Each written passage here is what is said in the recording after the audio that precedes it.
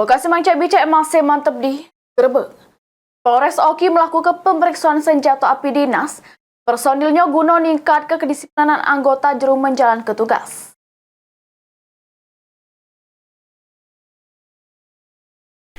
Guna memastikan keamanan sama kelayakan penggunaan senjata api personil, Polres Ogan Kombring Ilir melaksanakan pemeriksaan senjata api punya seluruh personilnya, baik Polres maupun Polsek jajaran.